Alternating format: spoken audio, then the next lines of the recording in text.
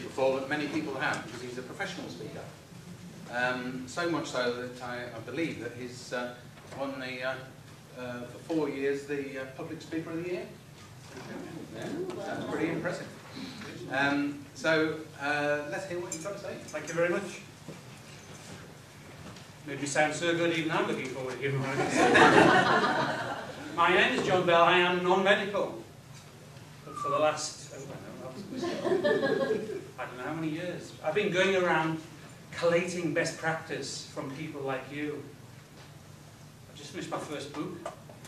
Although I am a bit of a slow reader. I'm very proud of my wife because she's nearly finished colouring it in already. I'm going to talk about, and it's put in the title, Why Patients Never Listen. Now, I think there was a bit of a breakdown in communication because I never say never. But having said that, I've said it 3 times already. But I want you now to use Einstein. Talked about imagination being more important than knowledge. He says imagination is more important than knowledge. Now, I want you to imagine now this scene. You're on holiday. Beautiful sunshine. You're on a beach. You're looking towards the sea out there. Beautiful, tranquil, turquoise sea. And as you look out there, you see the professor about 20 meters off the shore, standing up to his waist here. He's got one of his big grins on. Now, as you look at that scene and picture it now, I want you to remember this caption. Psychiatrist has a silent P.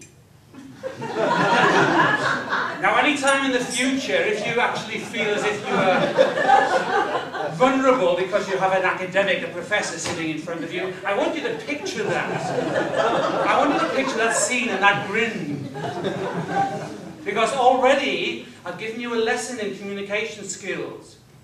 Because people think in pictures. Words in themselves mean absolutely nothing. The words I use mean nothing. People mean. Who designed and built St. Paul's Cathedral? Sorry? Sir Christopher Wren, Sir afterwards, later. When James, King James, looked at it, he said it's very amusing, awful, artificial. What did you think Christopher Wren thought about that? He what, sorry? Stupid. Stupid. Well, the king was stupid. He wouldn't say it, he might murmur that, yeah. But no, he was ecstatic. Because the king was praising him. Because what he was saying was, this gives me a great deal of pleasure. It is full of skillful artifice. Now, what I'm talking about here is that communication changes all of the time. Now, what I find when I go around and I collate best practice from you people, I sometimes find my name on medical papers. I use the nom de plume et al. Have you ever wondered? When you see Professor et al, that's me, et al. But one of the things I've discovered is that 90% of your patients forget 90% of what you've told them within 90 seconds of them leaving your consultation room. Now, you might be sitting there saying, well, that's down to them, isn't it? Or do you think, well, I am the professional. Perhaps it should be down to me a little bit more. Is there something I can do to improve my ability as a communicator? So, you know, you come along to this sort of meeting, this educational meeting. If you leave here with 2 or 3 good ideas from today, that is postgraduate education. It's not about moving mountains. It's about you becoming a little better at what you do.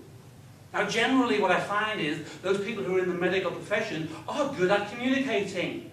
The engine is there. It's ticking over. All I wish to do in the time I have allocated, and the chair's going to tell me when I've got 2 minutes left, non-verbal communication, unless he does it that way. He's going to give me an indication. I want you to take away a few good ideas from today. That is postgraduate education. So you tell me, let's start. What problems, why do you think your patients fail to listen? Shout out. Talk jargon. Talk jargon.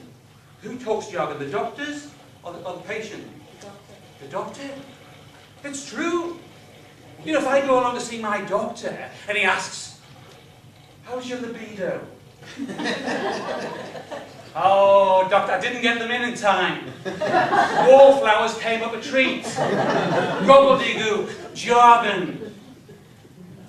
Nobody understands what you're talking about if you use jargon, only in your profession.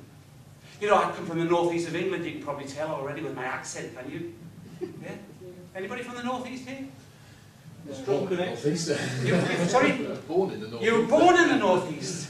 Hey, well done.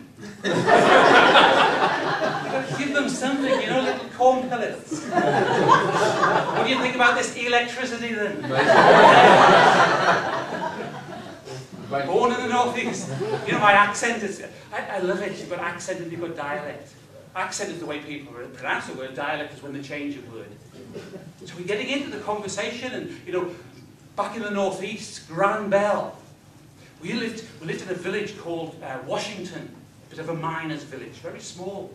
And when Grandad died, we went rushing over there, said, Gran, what on earth happened? And she looked at us, she said, the doctor has told me that Grandad has died from a massive internal fart. No!